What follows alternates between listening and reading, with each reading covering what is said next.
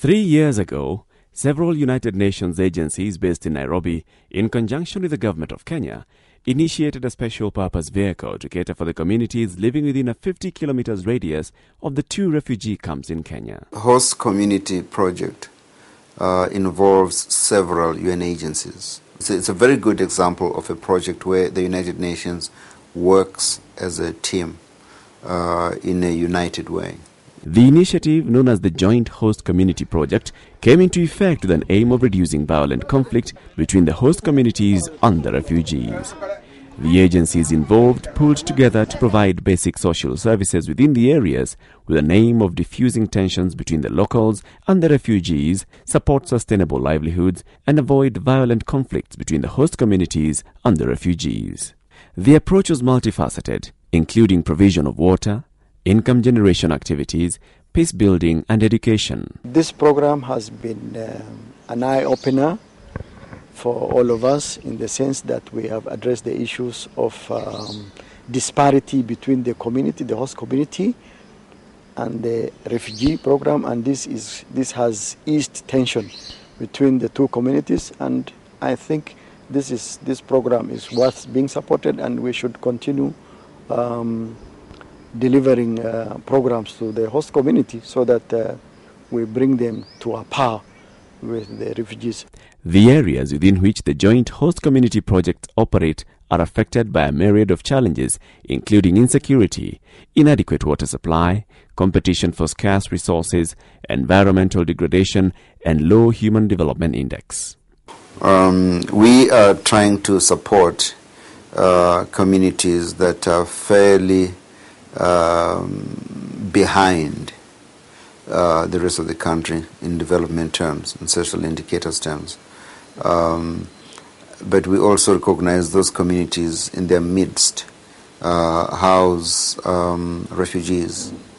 So we're trying to address the needs of the refugees without losing sight of the needs of the host community. Labisigale Water Dam in Daadab is one of the projects under the Joint Host Community Project. Apart from diffusing the tension between the refugees and the host community, it has brought enormous benefits to the local people. It has helped us because our animals, they used to come from very far. There was only one borehole for the locals around, where the refugees have got almost 7 boreholes that are functioning in the camp. We have got only one. That one could not help us. But after digging this dam, we have got a lot of help. Right now, after some time, when the animals come to feed here, they used to move long distances. But right now, they move shorter distances because the borehole still is almost 5 kilometers to 6 kilometers from here. The animals become very weak in the dry seasons. Though these short distances also has helped. So this assistance has taken us a very, very big benefit. Apart from quenching the thirst of an estimated 5,000 camels, 3,000 goats and 2,000 donkeys during the dry season, the water pan has also brought the community together to protect the environment around the water pan. Moving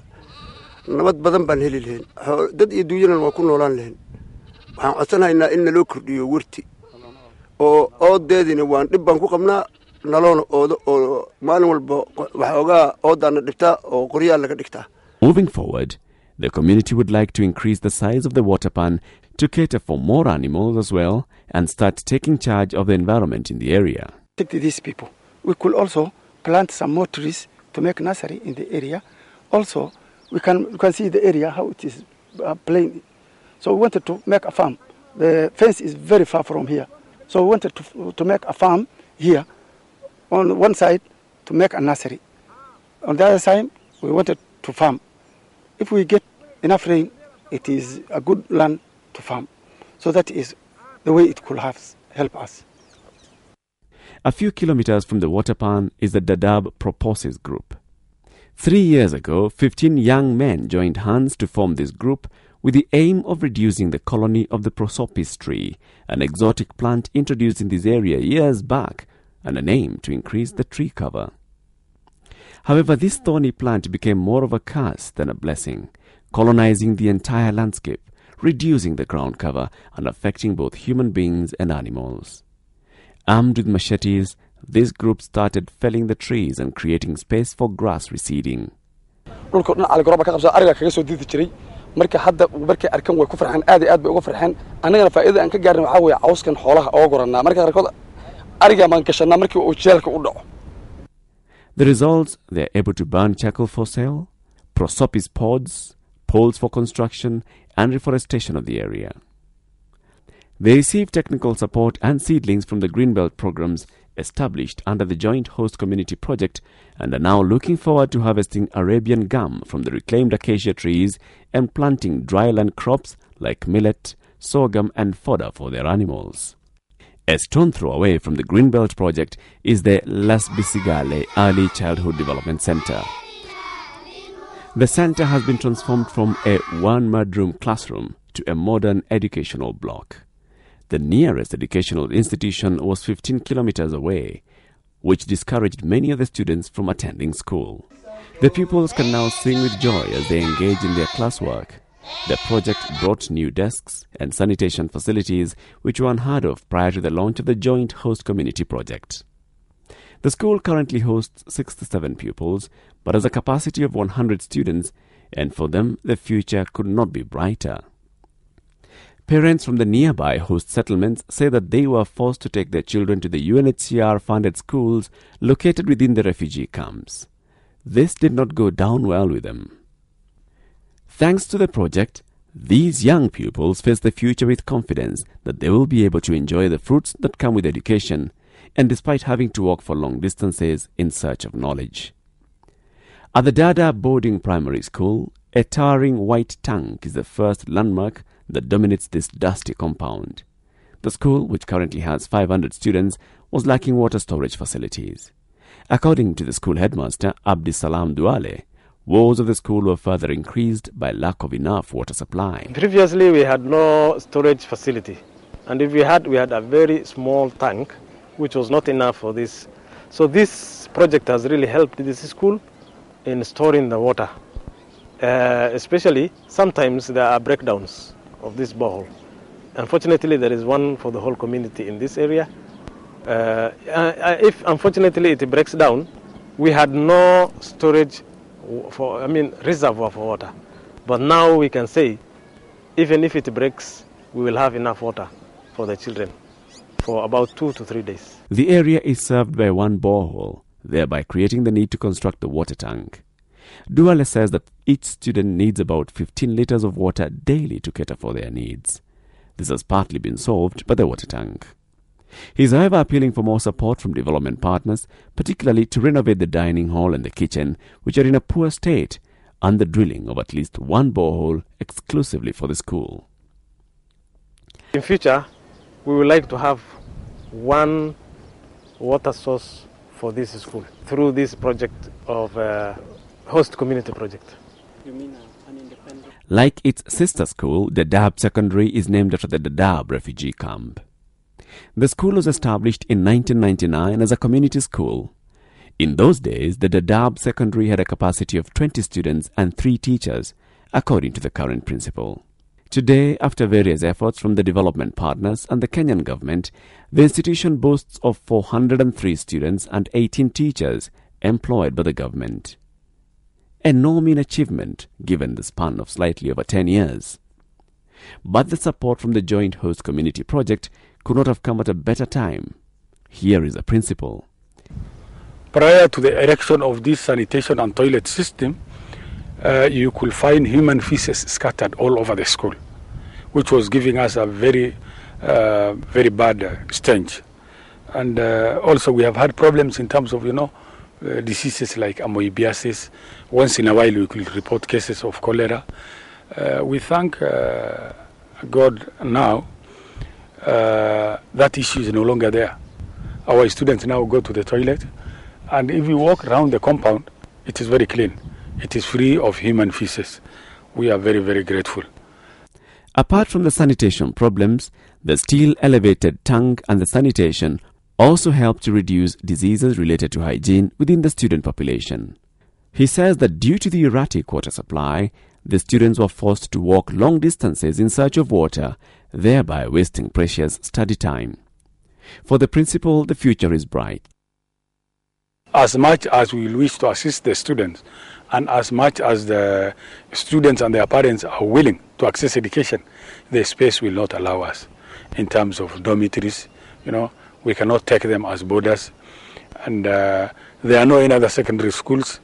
Right now they are talking of opening a new school called Kullan Secondary School, which is likely to take off next year.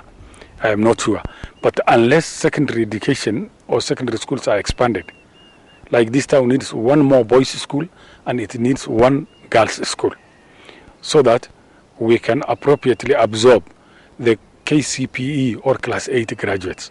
Otherwise, if this situation continues, I'm afraid very potential and brainy students will be left out.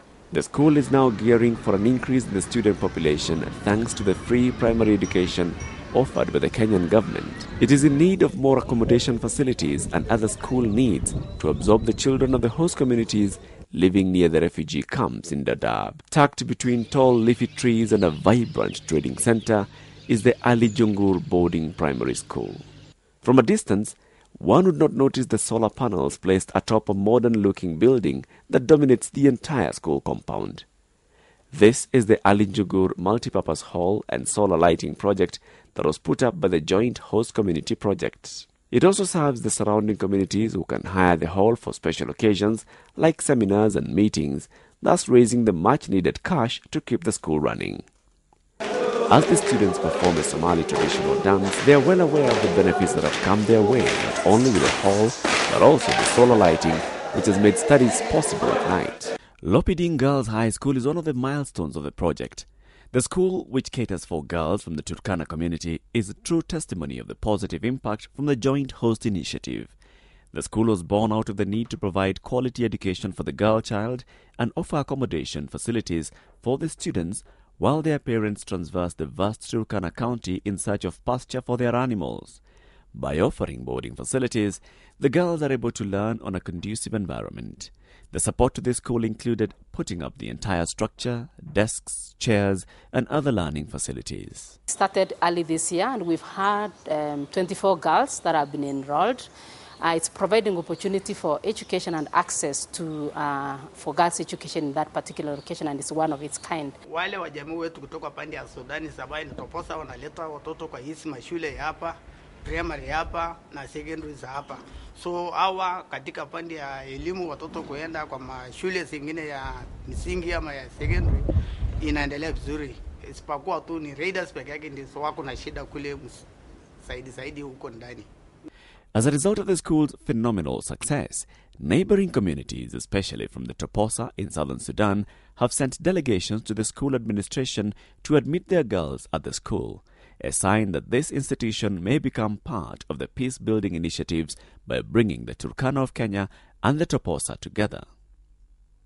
Communities that have been known more for their violence against each other than peace. The saying that one need not give man fish but teach him how to fish could not be more real as witnessed through the Daadab Division United Women Umbrella Organizations. These are several women groups put together under the Joint Host Community Project with the sole aim of creating income-generating activities. Today, the women groups, 45 in total, have made tremendous achievements in enterprise. They run a variety of businesses ranging from butcheries, cloth and apparel shops, beverage shops, livestock trade, and fresh produce. Amina Sheikh Abdi, a mother of 6, is a leader of one of the groups. Today she is the butcher, supervising the sale of chunks of camel and goat meat.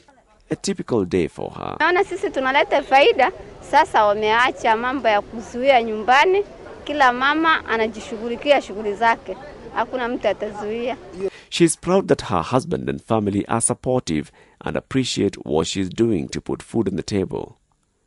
She says the women are able to sell an average of 5 goats a day and a camel once in 3 days, making a tidy profit. A stone's throw away from Amina's group butchery is another income-generating activity by a group dealing with beverages, edible foods, and fresh produce.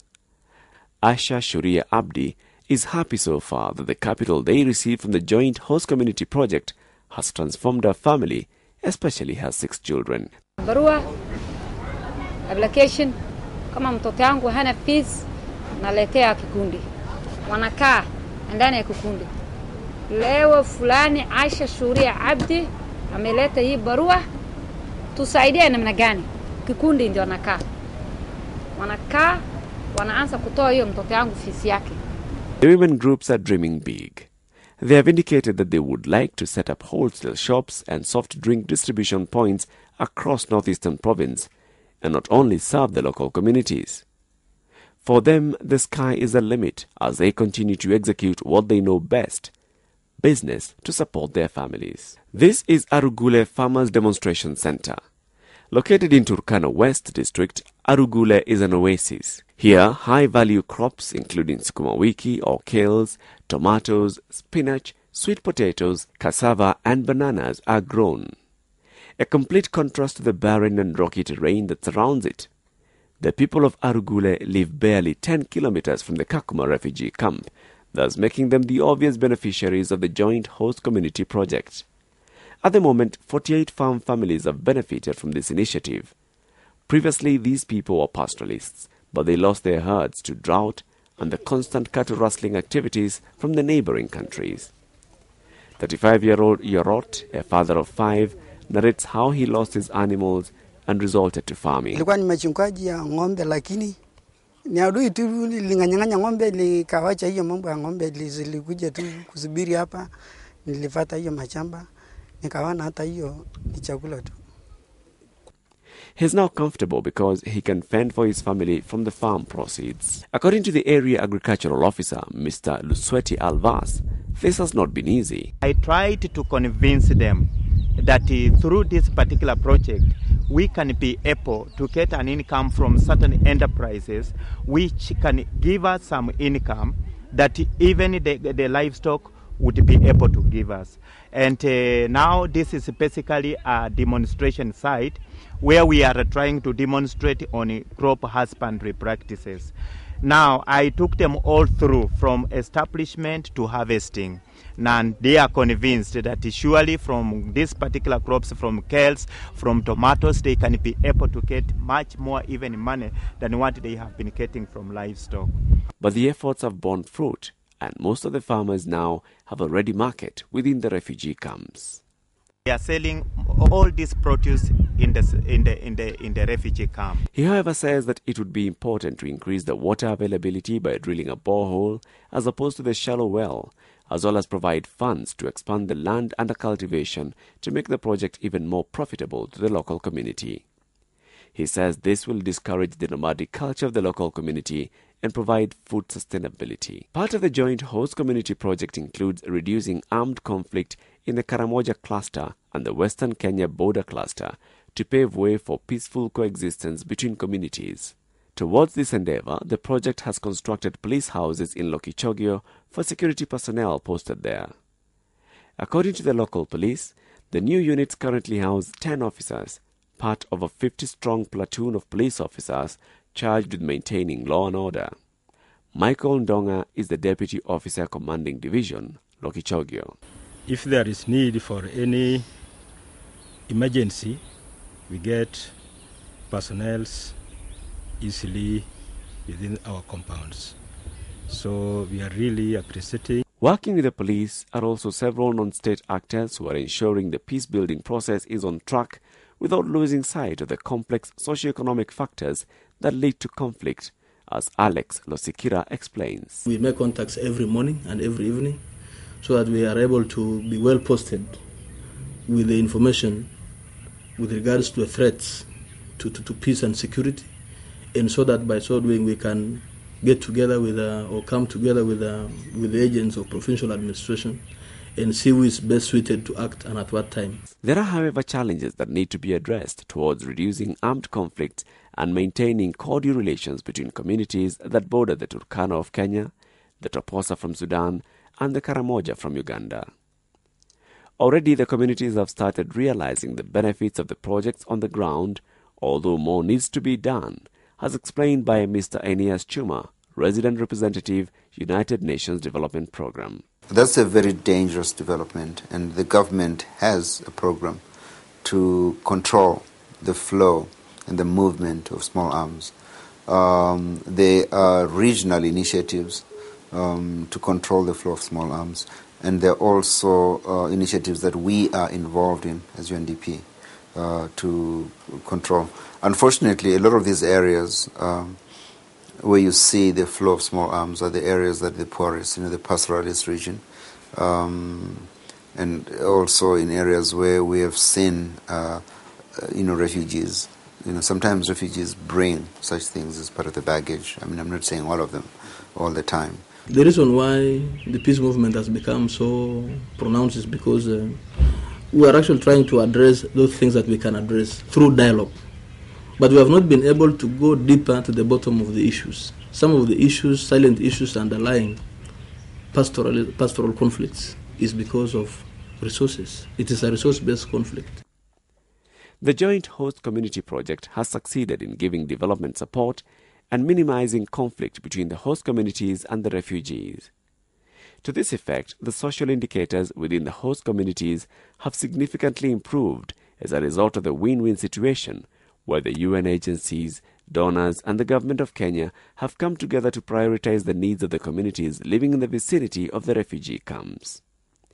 Going forward, some of the notable achievements include food security projects, reseeding of pasture lands, environmental initiatives and reforestation, provision of clean water for both humans and animals within the host community areas, education, peace and security, and income generation activities.